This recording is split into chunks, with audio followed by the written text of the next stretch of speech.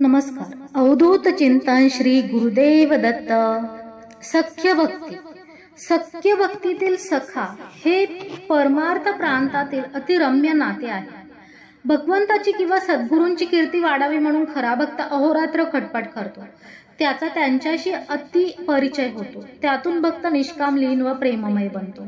मुंडक उपनिषदामध्ये एक मंत्र आहे. द्वा सुपर्णा सयुजा सखया समनाम वृक्षम परिषस्वजाते.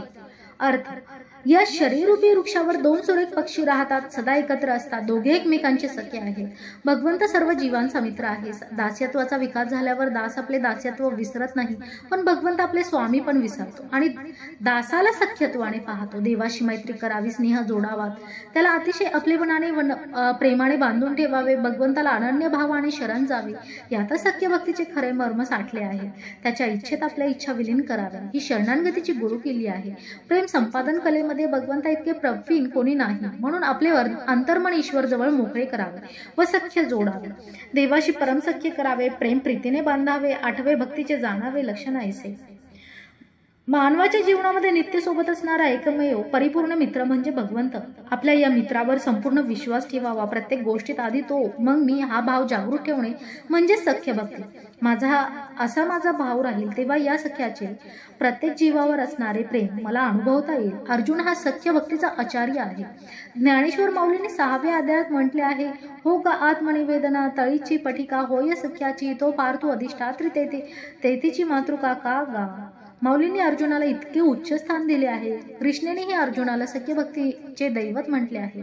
द्रौपदीनेही कृष्णाला आपला सखा मानले होते. अर्जुन आणि कृष्णाचे नाते हृदयात होते, हृदय होते. दोघांचे एकमेकांवर निरातिशय प्रेम होते. अर्जुनाला कृष्णाचे परमात्मा या रूपात शेवटी ज्ञान झाले. तोपर्यंत तो कृष्णाला आपला जीवलग सखा मानत होता. सतत कृष्णाचा विचार. तो इतका कृष्णमय झाला होता की त्याच्या केसातून पडणाऱ्या पाण्याच्या थेंबामधून कृष्ण कृष्ण असा आवाज येईल.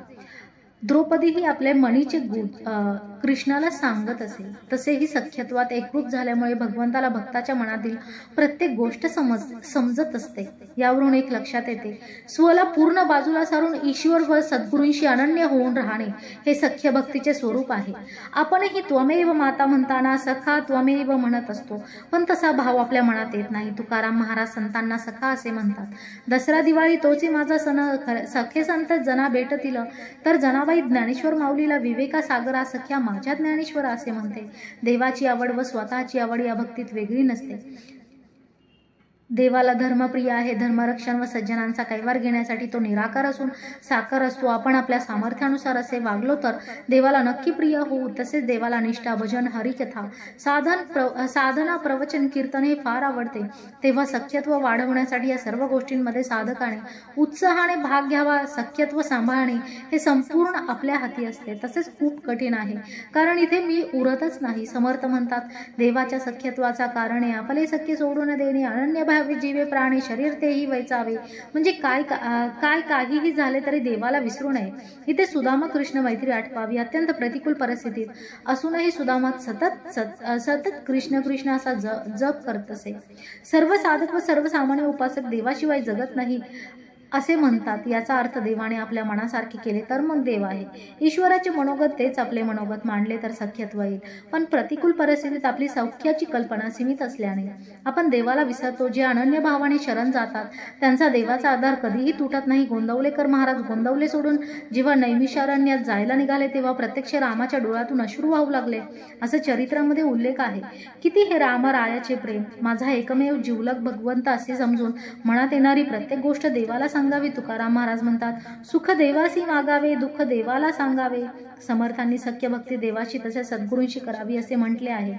भगवंताच्या मोहपाशात स्वतःला गुंतवून घेतले, जन्मभर त्याचे अनुसंधान ठेवले, त्याच्या सेवेत जीवन वेचले तर त्या भगवंताचे गुण, स्वभाव, विभूती भक्तांमध्ये उतरते. असे सख्यत्व आपल्या सर्वांना लाभावे असे वाटत असले तर तसे आपण प्रयत्न करूया. अवधूत चिंतन श्री गुरुदेव दत्त. ओम शांती. शुभम भवतु. फेसबुक पोस्ट दत्त माझा मी दत्ताचा ग्रुप आधार. शुभम भवतु.